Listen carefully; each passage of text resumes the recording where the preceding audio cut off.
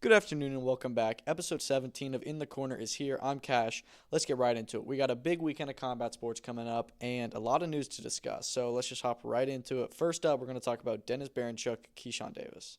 So what's good about this weekend is that there's no small card per se. Usually we'll have some like smaller ones with not as big names on it, and not a big platform. It's all big time this week.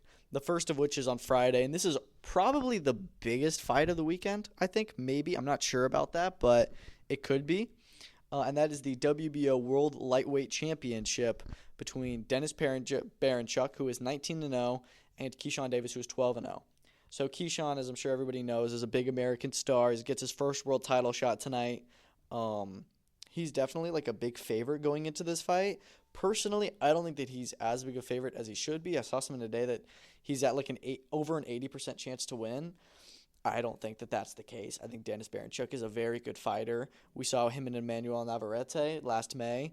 I know that Navarrete was moving up, but everybody thought Navarrete was going to totally win. Same thing. And Berinchyk won. And it was a very close fight, but I thought that Berinchyk definitely won, and I think everybody thinks so. But, this guy's got upset in him. And he is the defending world champion. He is the more experienced fighter. But Keyshawn is probably the more talented, the more skilled, fighter, the younger of the two as well. So I'm really excited for this fight. It's been heating up quite well. As I'm sure everybody's seen by now, Berinchyk sent Keyshawn, or we were led to believe that Berinchyk led Keyshawn a racist package to his hotel room with bananas and a watermelon in it. And Keyshawn was understandably not happy about it and was calling him out at the press conference. Then we were seen on X, Teofimo Lopez posted a video of him eating a banana laughing watching it. So it was not Berinchyk who sent it. It was Teofimo. I thought it was Berinchyk at first, but I kind of had my doubts because it didn't seem in his character. Definitely seems in Teofimo's character. I mean, is it mastermind games to be like, doing this and setting up Keyshawn to make him think his opponent is doing it and throwing him off? Yeah, it is. But it's also like totally racist and unacceptable, and it's not funny. So I didn't like. I didn't think that anybody, regardless if you're fighting him or not, should be sending those packages. It's awful. But I mean, I guess Teofimo thinks he's got to market himself. He's gotten himself into racist things before, and just doesn't seem to get in trouble for it, which I don't understand. But anyways. I'm really excited for this fight. I'm really excited for this fight card. This fight card is phenomenal. We know that Tiger Johnson is missing weight. His opponent missed weight, so he's not going to be fighting this weekend. Apparently, he was moving up to welterweight. I did not know that, but his opponent was not able to make the weight, so he's off the card. And that's probably the fight I was least interested in. There's still 9 other fights on this card. This is a very big top-ranked card. It opens up with Juan Mita Lopez. De Lopez, I think is his name. I'll pull it up, but he's a new. I think he was a very highly touted amateur. Yeah, Juanma Lopez de Jesus. He makes his pro debut tonight, super flyweight. We've also got Keon Davis, the younger brother of Keyshawn, and Kyrone Davis. Or no, is that right? No, Kyrone Davis is another fighter. It's what's the other one's name? I for some reason cannot remember the name of the third brother. It's Kelvin Davis, isn't it? Yeah, it's Kelvin Davis. Kelvin's not fighting tonight. I'm not sure why, but Keon is. He makes his second fight. Nico Ali Walsh is on the card, which, by the way, he needs to go up from 6-rounders. He keeps on fighting 6-rounders. He's at 11. This is his 12th pro fight. He needs to go up to 8. You got Abdullah Mason. Fantastic prospect. Maybe the best prospect in the sport of boxing. I bet he's going to get another very early stoppage against Manuel Jaimes, who's a very good opponent. This guy went... Did he go 10 rounds with Rolly? He fought Rolly in his last outing. He went all 10 rounds with him. He didn't win, but I mean, still went 10 rounds with Rolly Romero. Who's a big power puncher, and now he's in with Abdullah Mason, who's a much bigger power puncher. So if Mason, can get this stoppage win in good fashion, similar to the last time where he had some big diversity, I mean that's a huge statement. And off to the big leagues for this kid. I would not like to wait around. I mean, I feel like we have. What is he? Is he 16-0 now? Yeah, he's 16-0. Probably after tomorrow he'll be 17-0. I say you throw him in a 10-rounder next. Co-main event on an ESPN card. Or ESPN Plus card, whatever. But he's really good. Just fantastic fighter. Rohan Polanco, who is very fun to watch. He's in with John Carlos Torres in a 10-rounder. I think that Polanco will also likely get a finish. He's been in very good form recently. Yeah, he's a very impressive fighter. So I would love to see, him get a good win. Then you've got Vito Mielnicki Jr., who opens up the ESPN portion of the card. He's in with Connor Coyle, who's undefeated. That's a really good fight at middleweight. Mielnicki did just move up. This is his middleweight debut. They were setting up a fight with him and Xander Zayas, which I would have loved to see. No longer same division. But I think this is still a really good competitive fight. I think Mielnicki will probably take it, but this is going to be a really big test for him. He's already come up short in his career once. I believe that there was something about some kind of injury in that fight, but that was, 4 years ago. He lost an 8-rounder by majority decision to James Martin. So hopefully he'll be able to get the win tomorrow night, but Coyle, is a very good fighter. I believe he was supposed to fight Emma Williams. Not sure why that didn't happen, but yeah, this should be a good one. I forgot to mention on the ESPN Plus, which I would just assume has to be the last one. This should really be the ESPN opener. Jared Anderson returns after his first professional defeat to Martin Bakole on the Riyadh Season LA card last August. He's in with Marios Kolias, who's 12-3-1. I think this is very much just like a, time for Big Baby to get out there, get a good stoppage win, feel confident, and then, start moving him back up towards that world title shot. But we're just going to have to see where his head's at because he got beaten, in not great fashion last time. So, we'll just see. But he's a very good heavyweight prospect. They jumped the gun too early with him, but I assume that he'll get a good stoppage tomorrow.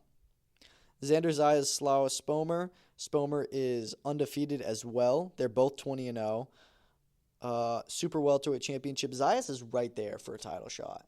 Maybe not a title shot, but he's right there for a big fight. He was almost going to fight Virgil Ortiz on February 22nd. They went with Madrimov instead, which, is a better fight.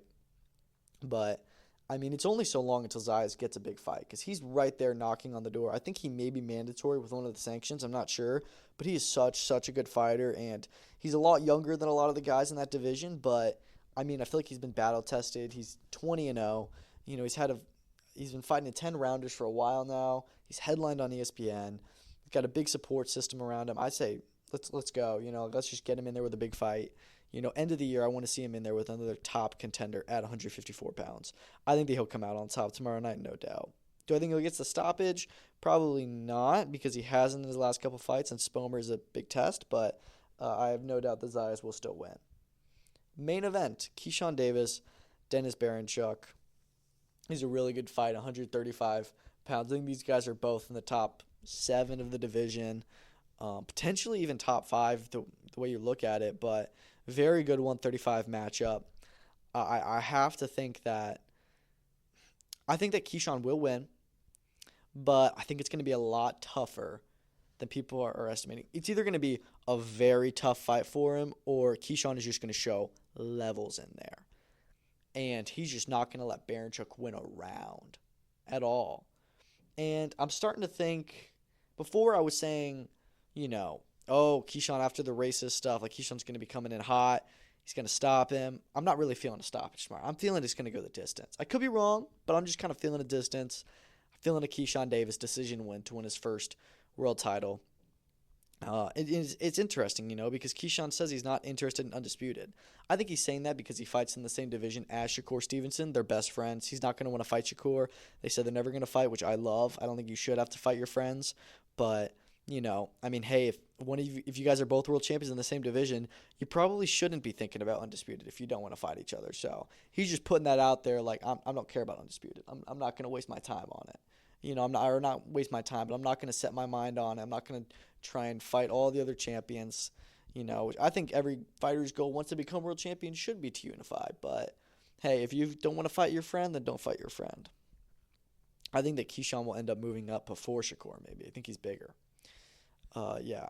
So that's this weekend. That's on Valentine's Day, Friday evening. Prelims start at 5 p.m. on the East Coast, I believe. And then main card starts at 9 p.m. So I don't know. I can't remember if Jared Anderson is on the ESPN portion of the card. I don't believe that he is. But 9 p.m. is a pretty early start time for them on ESPN, which I like. Unfortunately, I will not be watching them or calling the fights on Twitter live as I usually like to do. I'm going to be out of town this weekend, all weekend, so I'm probably going to be really behind. So don't expect a lot of stuff from X. I'm going to be getting caught up throughout the weekend and probably won't have another episode till Tuesday. Maybe Monday if I'm lucky, but probably Tuesday. I'm going to need Monday to catch up on a lot of stuff. I'm going to try and see if I can watch Keyshawn and Berinchyk Saturday morning and then put some stuff out about it, just that main event. But other than that, yeah, it's going to be – don't be expecting a lot of activity on my X this weekend as much as I am normally active on the weekends. All right, next card, Saturday. We've got 3 very good cards on Saturday, the best of which, or at least the biggest, I think, Jack Catterall, Arnold Barboza Jr. for the WBO interim super lightweight world title. So the winner of this will be mandatory for Teofimo Lopez. Do I think that they'll end up getting the chance to fight him? I don't know if they will, because I think that Teofimo is, he's got a 3-fight Riyadh season deal. I think that if they're able to get this, if the Richardson-Hitchens fight doesn't happen, this summer, I think that, yeah, we may see him fight the winner of this fight. If it does happen, then I think that we won't see it, because I think Teofimo's got 1 fight left at 140, then he's moving up to 147 in October to fight Boots Ennis, or the winner of Ennis Stanionis, whatever. So, I don't know if that'll actually happen, but, I mean, hey, there's a very good chance that Teo just gets straight up upgraded or the winner of this, the winner of this gets upgraded to full world champion. As of who I think wins this fight, it's really hard to say. First of all, as much as I'm excited for this fight, because I think it's a very close and competitive fight, I think the fight itself is going to be very boring. Both guys are not the most exciting fighters. As we saw the Jack Catterall promo, the boring promo is very funny, but it's true. He's not a super exciting fighter, and neither is Barboza. They're both counter punchers. They're both guys who fight on the back foot. They're both guys who don't throw a ton of punches, and they win, and they're very good. But I don't know. I don't see this fight being the most entertaining. I think it'll go the full 12 rounds, but I'm not expecting a barn burner here. I think it's a very competitive match. I don't think it's going to be an all-out war. So just be prepared for that. But, yeah, I mean, we've got a very good fight there. As for who I think wins, I want to say Jack Catterall, but part of me feels like Barboza's got it in him. I'll say this. I'm going to pick Catterall, but do not be surprised if Barboza wins. I think that this is a 55-45 fight, maybe 60-40. Catterall's definitely the favorite. I have to think he'll probably edge it out, especially because he's the hometown kid. I don't know. I don't think he's from Manchester, but, he's British. And I don't know. Barboza hasn't been the most impressive fighter, and Catterall has had his flaws as well. But when it comes down to it, I do think Catterall's the better fighter. I can just see Barboza doing something similar to Jose Ramirez. I did not think he was going to beat Ramirez. I thought it was a very similar odd situation to here. I thought it's a good fight, but Ramirez is definitely the favorite. I think he'll win. And Barboza totally outboxed him. So the same thing could happen here, and also I could see Barboza being the more active fighter. We'll see, but I'm going to pick Catterall for now. Some good fights on the undercard as well. In the co-main event, you got Reece Bellotti and Michael Gomez Jr. They fight for the British and Commonwealth Super Featherweight Championship. This fight was meant to be co-main for Catterall Prograis in October, but Gomez got sick and pulled out literally last minute, like an hour before they were supposed to walk out, which is nuts. So I'm kind of surprised that they just rescheduled the same fight, and still getting the opportunity. This is a tough one to call because Bellotti's looked very good as of recent, but he's 19-5. So he's had a resurgence in his career, but he's beatable. Gomez is 21-1, so again, also has lost, but, I'm not sure. This is a very, very close fight. I think Bellotti will win. And part of that factors into the fact that Gomez wasn't ready for it last time. I think that the hate is definitely doubled, and I think that Bellotti is somebody who's more battle-tested in there, and I think that, he's been fighting at this British level for longer. I don't know. I think that he's going to pull it out of the bag, and I think that he's going to, I think he's going to beat Gomez. By what? I'm not sure. I think that he could stop him. Gomez hasn't been stopped. His first fight that he's lost to a journeyman by decision. Bellotti has been stopped twice in his career, once by Ray Ford and another time by Ryan Doyle. And then he's lost 3 other times by decision. So I think that it's possible. I'm going to say Bellotti will not knock him out, though, because Bellotti's last 2 fights, both of his British title wins have been, they've been by decision. So I'm going to go with Bellotti by decision as well. And I remember he's a good fighter, but he's not that super exciting. He had the great fight with Liam Dillon. But I remember his last fight where he fought Levi Giles was not great. So we'll see what happens.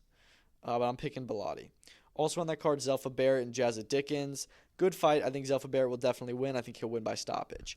After that, I love the Ray Ford fight. Hopefully he can get in there, get a job done quick. And then April 12th fight, Ray Ford, because I think that's a brilliant fight. And then the other fight on the main card will be Pat McCormack and Robbie Davies Jr. Again, this is a very good fight by the Matchroom team. It's at welterweight. I have to think that McCormack will likely win this one. Davies is definitely a big test for him. He's a very good fighter. But, McCormack is one of those guys who just came through the amateur system and has just been very impressive in the pro game. He's only 6-0, and he's already in 12 rounders, already has a pro title, I believe. But, it's just I'm not sure. Not super exciting, though. I remember him not being very exciting when I watched his last fight. But very dominant style. And when you have a guy like Davies who's on the second half of his career, usually guys like McCormack are able to deal with him. Do I think he'll stop him? I'm not sure about that, but I think McCormack will win the fight. You got some other good fighters on the card. William Crolla, very, very exciting prospect to watch. He's really becoming a bit of a KO machine. He is 6-0 with 5 KOs. So I'm expecting no different tomorrow night. Connor Tudsbury makes his pro debut in a 6-rounder. Aqib Fiaz returns in a 6-rounder as well. This is his first fight, actually, since losing to Reece Bellotti in that Commonwealth title fight a year and a half ago. Surprised he's just now coming back out. I feel like they had planned for him to fight in June against Kane Baker, I believe, and then there was all that betting conspiracy that pulled him out. But Audie still hasn't come back since then. And then Alfie Middlemiss, I believe, will open up the card. He's 1-0, and that's a 4-round featherweight fight. So good card by Matchroom. Anything crazy? No, but that main card is very, very good. Lots of competitive, good fights on there. And then the other card that's going to be boxing-wise on that weekend, Golden Boy, they do have Arnold Barboza in the main event of the Matchroom card, but they have their own card, so Oscar De La Hoya will not be in attendance. It'll be Oscar Duarte versus Miguel Madueno. Was meant to be Regis Prograis. Prograis got injured last minute.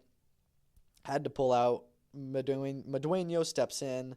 He is coming off of a decision loss to Keyshawn Davis in July. So, I think he's coming up for 135.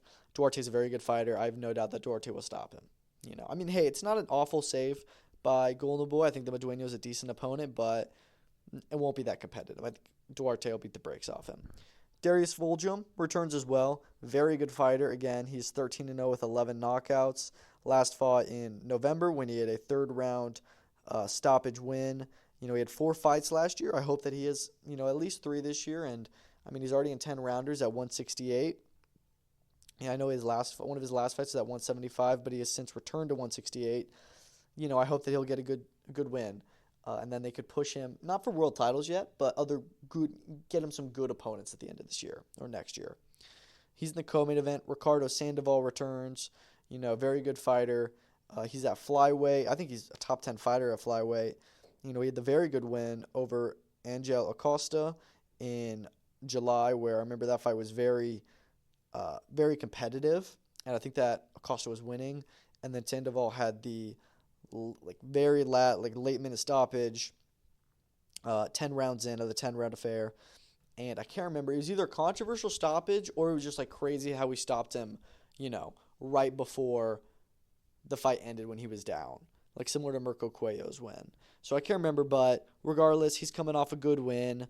I expect him to win as well. Probably not by stoppage, just because from what I remember, he is a big stoppage winner. Maybe he will get the stoppage. He's 25-0 or 25-2, with 18 knockouts.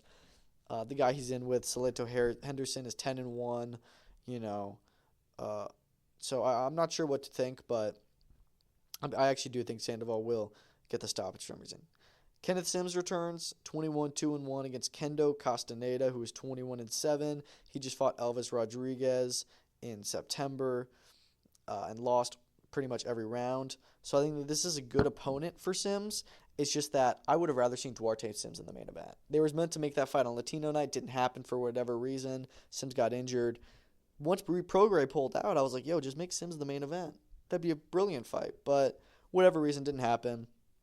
I think Kenneth Sims will get another win tonight. He's not a big knockout puncher, but Castaneda he's only been stopped twice. Yeah, I'm gonna say Sims gets it done by. I'm gonna say knockout. Why not? And then opening up the card is Joel Iriarte, fantastic prospect. He had a ton of fights last year. He had five knockouts, 5 wins. He's 5-0 in the pro game. It returns in a 6-rounder against a guy who's 19 and 23. So he's gonna get another knockout win likely. Really good prospect. One of my favorite in the sport right now. So I'm excited for that. 6 fights on the prelims, including Daniel Garcia, Gael Cabrera, Fabian Guzman, some other good names. So should be a good night from Golden Boy. And then lastly, we'll talk about this a little bit. UFC returns to the Apex tomorrow night. It is Vegas, 103, headlined by Jared Cannonier versus the, what's his first name? Gregory Rodriguez. Rodriguez is unranked. Cannonier is number 7 in the middleweight division. Cannonier is off a 2-fight losing streak. I don't know why. I kind of have a feeling that Rodriguez may upset him tomorrow night. I'm going to pick Rodriguez. He's actually the favorite. I'm looking at it. So he's not, it's not an upset, but he's an unranked guy. I think he's going to take Cannonier's spot. Calvin Kattar versus Youssef Zalal in the co-main event is a featherweight fight. That's a brilliant fight. Kattar is number 10 ranked. Zalal is unranked, but Zalal is a pretty decent favorite. I think Zalal will likely take that one. Not a ton of other big names on the card. The Bonfim brothers, the Brazilians, they both return. Jared Gordon is on the card as well. Angela Hill fights on the featured prelim. She's ranked with women's strawweight. Also on the main card, you've got Edmund Shabazian and Dylan Butka. And a middleweight bout, like I said, lightweight bout, Ismail Bonfim and Nazim Sadikov. Another middleweight bout between Rodolfo Vieira and Andre Petrosky. And then a featherweight bout between Connor Matthews and Jose Delgado. 17 fights in total on the docket. I think it's all on ESPN+. Should be a pretty good card, I think. Again, I won't be able to cover a lot of it live, but I really like Jared Cannonier, but I think that he's on a rough run, and I think Rodriguez will beat him tomorrow night. So those are all the cards this weekend. 4 big cards. I'm excited for them. Now let's get into some of the news, because we got some big news to discuss for this that's going on in the last 2 days. All right, let's talk about some of these bigger headlines. First up, Teofimo Lopez reportedly going to headline a card in Alcatraz in June or July. They're working on finalizing it. No opponent as of yet. I would assume the plan is Richardson-Hitchens to unify. If not Richardson-Hitchens, likely the winner of Jack Catterall, Arnold Barboza, which we talked about earlier on today's episode. I hope it's Hitchens, just because I think that's a really good fight. Those are the 2 best champions at 140, in my opinion. And then you also get the winners of Puello Martin and which other fight? Valenzuela Russell. Hopefully they can unify on a PBC pay-per-view later this year. Not as the main event, of course. Don't worry. Or just a PBC card of any sort. I hope we just get more PBC cards in general. Anyways, yeah, this is really interesting because Turkey talked about wanting to do more unique locations. We know they're going to do Times Square. It sounds like they want to do Alcatraz. The one that I want to see personally is the Colosseum in Rome, because that actually makes sense. I think that it'd look cool. It's like the historic gladiator arena, and boxing is modern-day gladiators. That's the fight I want to see.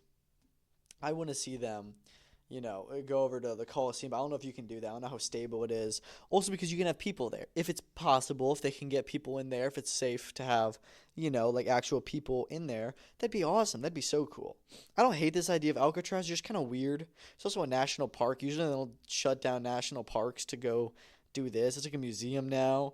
I think it'd be cool, but also you wouldn't be allowed to have people there, really, I don't think. You can't really – how are you going to do that? Make bleachers? It doesn't make any sense. And you're going to do it in the summer, which, okay. But, I don't know. We'll see. It's interesting, but apparently it's going to happen this summer. I like the idea of doing this, it probably will not be a big card. It'll probably be a very good card because it's still Ring Magazine Riyadh season, but I'd hope this isn't a pay-per-view. But, and this will be the first of a 3-fight deal Teofimo has with Turki Usyk. It'll be this one, and then likely October and February where he'll be in that 4-man tournament with Boots and Ryan Garcia and Devin Haney at welterweight. So, this is very interesting. Very excited to see how this story develops. it's weird. I feel like we're hearing so many about these Ring Magazine cards and stuff. We still don't have like a lot of official announcements. Like, I feel like a lot of the reality season stuff, it's all like, oh, the Ring is breaking the news, but we haven't yet gotten an announcement like press conference or poster or anything for Eubank Ben. Not even a date confirmed technically for the Garcia and Haney card. The Canelo Skull is still waiting like an official like announcement. It's all been confirmed, but no announcement yet. So hopefully they do some press conferences soon. Oleksandr Usyk said that he wants 2 more fights before he retires. That's it, no more. 2. And dude, this is the perfect plan because he has given enough to the sport. He's older. He's undefeated. He's completed boxing. I think he's a 2-time Olympic gold medalist. He is undisputed cruiserweight champion, undisputed heavyweight champion. And the fights that he wants, he said the winner of Dubois Parker, perfect. That's exactly who we should fight next. And then for the second one, he was like, why don't we do a show fight with Alex Pereira? Dude, book it. They're like the same weight, too. Pereira walks around at like 230, and Usyk's like 220. That's pretty similar for heavyweight. So, like, I would love that, man. I think that Usyk should win, but Pereira's also a kickboxer, not just like a wrestler, And, Pereira has power, like insane power. So I think that'd be really interesting. Pereira's one of those guys that he's such a big superstar now, and I wouldn't mind seeing him cross over to boxing and do something big. I think that he's one of the guys, some of the fighters you can cross over and you'll fight, like Francis Ngannou fought Tyson Fury, Anthony Joshua, and some guys like Nate Diaz fought Jake Paul. I think that Pereira is more of the Usyk opponent than the Jake Paul opponent. I know Jake called him out, but I'd rather see Usyk Pereira. So that's what I want to see. I like that plan. I don't know if I really want to see Usyk Pereira that bad. I just don't know how high my interest level is, but hey, if they have it, why not? I'll absolutely watch that. I would love that. Be awesome. Some announcements, both rematches. Ben Whitaker and Liam Cameron 2, as well as William Zepeda, Tevin Farmer. I'll talk about the Whitaker Cameron 2 first. This will be the BP Pulse Live on Easter Sunday, April 20th. We were hearing April 19th. We now know it's going to be on Sunday, the 20th, which I like more. They did Easter card last year with Wardley and Clark. This year it's Whitaker and Cameron. I like that. I love that they're running this fight right back. I think Whitaker's going to have a serious chip on his shoulder this time, and I think that he'll win. I really do. Because, he was not looking good against Cameron, but he knows how to solve it, and Whitaker is still the better fighter. He's the younger fighter, and usually when one guy is fighting below, Cameron was fighting his best, and Whitaker was fighting subpar for him. So I think Whitaker will win this time. His first main event, crazy. Should be a good card. Should be a good fight. The card we already know. It's going to be co-main event, Frazier Clark versus Ebenezer Tete, which I'm like, all right. Tete, if you remember, fought Dillian White in December. Not a great performance from him. He actually did okay. I think he may have won a round there, but White had a terrible performance as well. It's just a funny opponent. Every fighter on this card I feel like is kind of a funny fight. I don't mind it. I think it's a good, it's a solid name. I don't know if it's really a name, but, he had a big fight recently against Dillian White, or a notable fight, you could say. And, so he gets to put that name on his resume. It's a good comeback opponent for Clark. Come back in a 10-rounder still, knock him out in a few rounds, look good, and then hopefully get back to British title. I'd like to see him fight Solomon Dakers after this. Would be nice. They're both coming off big first-round knockout losses. I'd like to see him fight, and if he gets past Dakers, I'd like to see the winner of that fight probably fight the winner of Adelaide and TKV for the British title. They've got a really good British heavyweight scene over there, not just world level, but, British title level as well. Also on that card, we have Lee Cutler versus Sam Eggington. I think that's a pretty good fight. Eggington has a lot of losses, and I have no doubt that Cutler will win the fight, but I think it could be pretty entertaining. I think that's a pretty good matchup. And then the other one is Tyler Denny will return against Elvis Ahorga, I believe is how you say it, who just fought Callum Simpson. Very fun character. Did all right in there for a few rounds. So I think this is a good, again, another comeback opponent for Tyler Denny, who's also coming off a pretty bad knockout loss. My only question is Denny moving up to 168 or is Ahorga moving down? We'll find out. But I think it's an okay card. Decent matchups at least, like some good matchmaking for what they're trying to do with each of these fights. Should be a pretty entertaining card on April 20th. March 29th, as I just mentioned, will be William Zepeda and Tevin Farmer. We knew this was going to happen. It had already been reported. To be honest, I don't really see the need for this rematch too much. I know it was a close fight, but I thought Zepeda definitely won. I don't think that he really has to right the wrong. I think that he's just going to beat him more convincingly this time, maybe even stop him. It was a really good fight last time, but I just don't know how much we need it. Zepeda was dropped by Farmer. I remember that.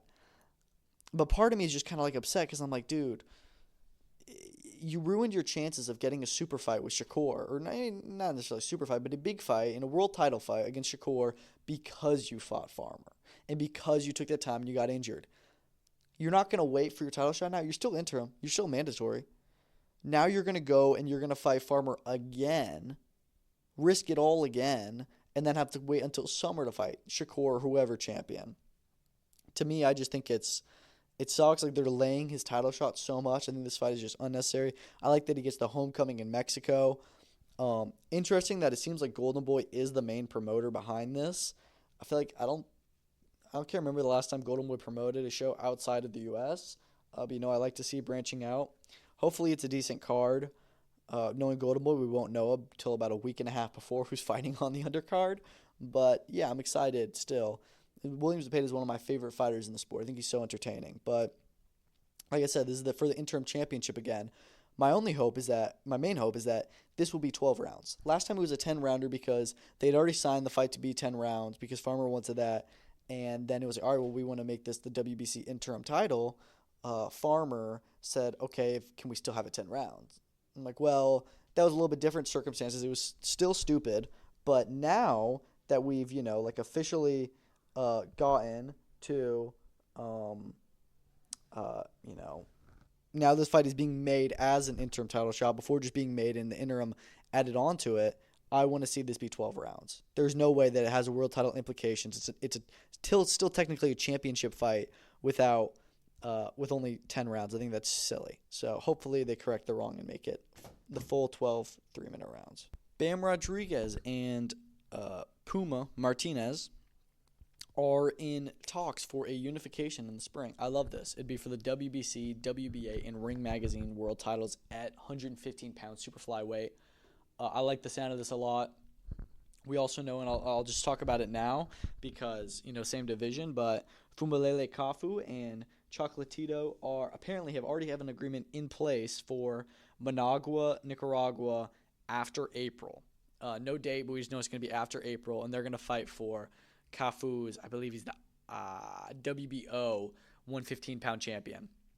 We know there is potential for Bam to fight either of those guys. We now know that he's going to be – they're looking to make the Martinez fight, which I like. I do feel kind of bad for Ioka, just because Martinez beat Ioka, supposed to do a rematch. Martinez gets sick, and then Ioka gets pushed out of his world title shot. But, hey, you lost. Ioka should go get another fight in the interim, and then we'll see Kafu and Chocolatito fight. Hopefully Bam and Martinez fight. I think that is the best fight in the division. Those are definitely the top two fighters. Winner of that probably fight Ioka because he's number 3. I think it's a really good fight. Moves to unify the division, gives Bam a really good opponent to get in there with. I believe Martinez is undefeated as well. I think this is a really good move for Matchroom to make. I really like this fight. I think it makes a lot of sense, and it's a big fight for him. All right, let's move into some other headlines. I'll try and move quicker through these. First off, Joe Gallagher, the British boxing trainer, has just revealed that he's been diagnosed with stage 4 liver and bowel cancer. That's awful. I hope that he can beat it. I'm sure that he's a tough guy. He's a great trainer. Hopefully he can pull through. And praying for him. Zurdo Dorticos looks like it's going to be April 19th. I can't remember if there was a location attached to that. I would guess it'd be somewhere in California. But, Zurdo's got to fight Uniel Dorticos. He's just got to get the mandatory out of the way before we can unify with Jayo Pataya, and we can get the number 1 and number 2 cruiserweights in the ring together for 3 of the 4 belts. And then the winner of that can unify and go undisputed with the winner of Badu Jack, Ryan Rozicki. But I'm happy they're getting this fight out of the way in April. It's a little bit – it's actually not that long. I forget that Zurdo only fought in November, so a 5-month in between fight is not long at all. I just kind of wish that he could have gotten it done in March, and then we could have gotten the Opataya fight sooner because I think the plan is for them to fight in October, which in terms of Zurdo's timetable, that works fine. Fight November, April, October. Look at Opetaia. He fought in January. He's going to sit 9 months out, which Opetaia usually does not sit that long out of the ring. He usually fights every 4 to 5 months. So, I hate it for Opetaia to sit out that long, but he can't afford to take another mandatory. Not because he won't win, but because then they're going to, if he takes a voluntary. If he takes a voluntary, he's going to get ordered for a mandatory right after that, and they won't let him fight Zurdo. So he's just got to wait. Let Zurdo and Dorticos fight. I'm sure Zurdo will win that, and then we unify finally. What else? Manny Pacquiao Promotions locked down the Willibaldo Garcia and Rene Calixto rematch. It's likely for April in Mexico. They fought in December to a draw. And I may be wrong because a lot of the titles in the lower divisions are vacant right now, but I think that was for 115 pounds. I think that was for the IBF belt. So, I didn't see that fight. I heard it was pretty good, but it was, a draw. So glad that they're going to run that one immediately back. And, it looks like Sean Gibbons revealed that MP Promotions has gotten it. So we heard more about this Canelo Skull undercard that apparently Erislandy Lara and Yoenli Hernandez had potential to be on that card, which I was a little bit surprised by because that's like a full PBC fight. They're both with PBC, I believe. But then Hernandez said it was false and that he wants to fight Shane Mosley Jr., who's number 2 in the rankings, instead of fighting Lara, this doesn't make any sense to me. Not in that, why are you ducking Lara? It's just that I feel like he very recently called out Lara for an all-Cuban fight, and now he's saying, oh, no, I want to fight Mosley. First off, Hernandez has only had 7 fights. He never fought somebody who's really, top contender. I actually prefer the Mosley fight for him. I think that fight makes more sense. And I think that Lara should fight, another champion or somebody like Eubank. I'm not sure. But I will want to, when it comes time for mandatory, I want him to fight Hernandez. I definitely want to see that fight. But he's only had 7 fights. I think it does kind of make more sense, realistically, for Hernandez and Mosley to fight first, and then the winner of that to go on and fight the champion for the WBA, which is Erislandy Lara. So, it doesn't look like Lara Hernandez will happen on May 3rd. Maybe we can get Hernandez-Mosley, but we'll see. Inoue Picasso potentially could be replacing Canelo in Vegas for Cinco de Mayo weekend. I don't think that this is true, first of all. I would love it because we're hearing that Times Square is going to be on, they're going to do that one on May 2nd, and then we'll get Canelo Skull on May 3rd. I don't think this is going to happen for a few reasons. Number one, we just heard it's going to be in June. Number two, I don't think that Cinco de Mayo in Vegas is that necessary. We're still going to get a Cinco de Mayo fight here in U.S. on prime time. I don't think it's necessary to push for it to be in Vegas. And I also don't think that, I don't think that Turkey would want that because we know that Turkey he works with Top Rank and he works with Inoue very much. And I don't think that he's gonna be happy with Inoue or Top Rank if they go direct competition with Canelo Skull. And I don't think that Top Rank wants to be in direct competition with Canelo because nobody will watch the Inoue fight. I'm sorry, but nobody will if Canelo is fighting. Maybe some people will because it'd be free, but I think it's stupid to put, seriously, 2 of the best fighters in the world, 2 undisputed championships on the same night at the same time. I call total BS. I don't think that's happening at all. Luis Alberto Lopez will return to Mexico March 29th. So at the time that this got reported or actually announced, it's been confirmed, but I thought that this was going to be potentially on the same card as William Zepeda. We now know that's not the case. But it's interesting that he's returning to Mexico. No word from Top Rank. I think that they may have dropped him, which is odd because he was a long-standing fighter with them, was a very long-standing champion. He had been champion for 4 or 5 title defenses. I could be wrong, but I think it's been a long time. I feel like he'd been champion for 2 years before he lost to Leo. 1 loss, and they just cut him. So I don't know, but it appears that he's no longer with them and is on a big comeback trail, which I thought Lopez was number 1 at 126 pounds before the Leo loss and was about to go into unifications. Loses to Leo, who's a very good fighter again, and is now pushed all the way back down the ladder. No, I thought that Lopez could have had another top fight and then immediately right back in a title shot, and he still could be, but we'll see.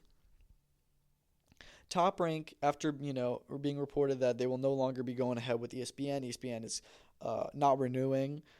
They are now in discussions with Max and DAZN. This doesn't surprise me. We know that they want multiple outlets, which I don't love the idea on. I don't think that they have the stable to do that, but hey, go for it. I think DAZN will surely be one of those, if not the main and only one. I think that if they were to do multiple, I think Max is one as well. I think Max could be the main one because Top Rank is, an American-based company, and they're not somebody who's super big on, they'll still sign with Sky Sports or somebody like that for their international cards. But, they want to have a very big platform to be on in the States. And Max is definitely a bigger platform overall for casual, TV viewers than DAZN is. DAZN is really only for boxing. Max, 100 million people have it.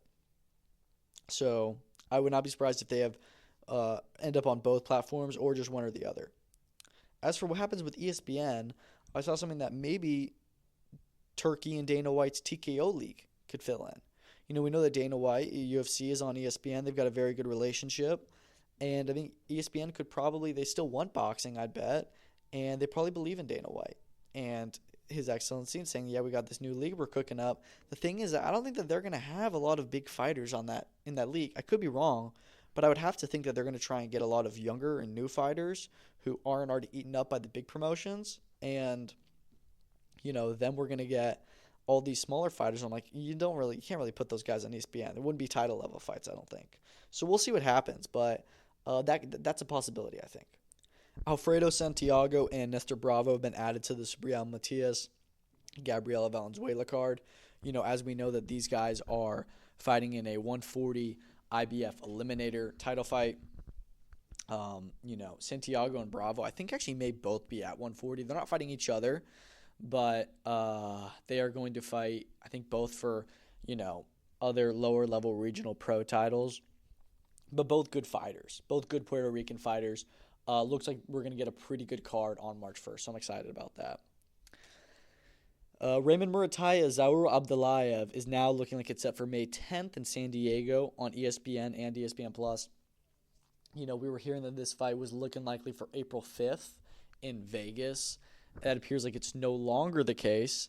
And it'll now be May 10th, which I don't mind. The reasoning is that Abdullayev is Muslim, and he'd be going through Ramadan, which ends, I think, end of March. So he'd only have like a week or so when he's not fasting before fighting, so you don't really want to put him through that. So I think that we're probably going to see him that fight on May 10th, which is I'm all cool with. I understand that fully. Apparently the April 5th card is still on the table. The planned co-main event was Lindolfo Delgado versus Elvis Rodriguez. And that may now be up to main event, which is that really a main event fight? It was going to be the Palm Resorts Casino in Vegas, which isn't a huge venue. They could probably sell some good tickets. That's definitely not an ESPN headliner, but it could be on ESPN+. I don't think that that's necessarily like a usual top-rank main event, but they've really just got to get some fights going, man. I don't know what is going on, but I feel like Top Rank have just not that. Seriously, they've announced February 14th, which is this week, and March 29th. Those are the only U.S. shows that they have announced from January to March they're doing. Where, you look at last year, I think that they had in the U.S., main ESPN shows, I think that they had 4, I want to say. Yeah. 2 in February and 2 in March.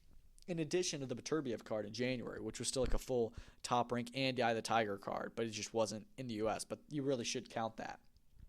So, I don't know. They've still had some like international cards. We had Inoue. We're going to have Nakatani in February. The Jalalev or the planned Jalalev fight. Beterbiev and Bivol are fighting. They've got a lot of their guys are fighting, and they're broadcasting a lot of those fights. It's just that like the actual Top Rank cards, there's not a lot. So I don't mind Delgado Rodriguez being its own card, and I think that that's a really good fight. I think that's a really good fight for Top Rank to make, and it's probably one of the ones that's a loser goes home. I really like that one because I think both those guys need to step up. Deontay Wilder and Curtis Harper is off due to a financial dispute with BOK Prime. Don't mind that at all. I had no interest in it. I want to see Wilder return, but come on. Harper is 18-11. That's just such a stupid fight. It's just so unnecessary. I just had no interest. Apparently, Wilder still plans to return in the first half of 2025. Make it a good fight, make it a big fight, and make it not on BOK Prime. Make it on a Saudi card or at least like a bigger platform. personally wouldn't mind the Chisora fight or the Ngannou fight or the White fight. Those 4 guys, I think, are all. I don't think that White will be fighting any of them for a while because he's going to fight Joyce. But I feel like Chisora, Wilder, and Ngannou, at least, they're all kind of circling each other, and I'd like to see any of those fights. The British Boxing Board of Control have ordered some fights today. I got this from Everything Boxing on X. They're very good. Kieran Conway and Jerome Warburton have been ordered for the vacant British middleweight title. It's a great fight. It's a really good fight. I like that one. I think Conway wins. We know Warburton and Shaquille Thompson were just talking recently. I also really like that fight. Maybe you do Conway, Warburton, and Shaquille Thompson fights the winner of that. Sam Gilly, Louis Green 2 for the British 154 title is apparently going to be on June 7th. This fight was made for October. Green got injured, so they brought in Jack McGann. Gilly stopped McGann in, I think, 4 rounds. Now it looks like they're going to rematch for in June 7th, which looks like there's going to be a Queensberry card planned for that date. Be interesting to see if that's another Your Call card. But with this DAZN deal, I don't know if we're going to get those small cards. I think we're just going big time, which is awesome. But yeah, it looks like we'll get a Queensberry card June 7th. Kona Walker and Liam Taylor have been ordered for the British welterweight title.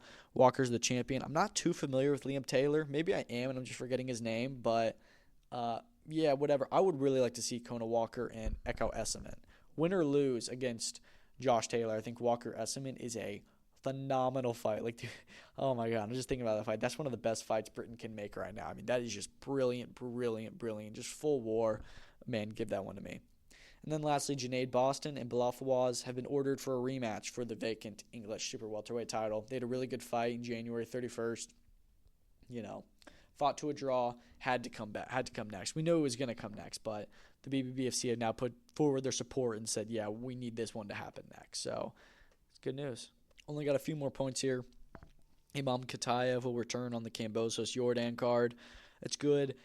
He's with Eye the Tiger, I know, but he's been fighting a lot in Australia. I think he even had a fight in Russia. But, he's a good fighter. He's, really highly ranked at 175 pounds. I wouldn't be surprised if he ends up getting some kind of eliminator in the next 12 to 24 months. Really good fighter. So cool that he's going to be back out. Hopefully, since it's a Matchroom card, we're going to get that broadcast, even if it's on the prelims. That card is looking like it's going to be really big, so I'm super excited for that.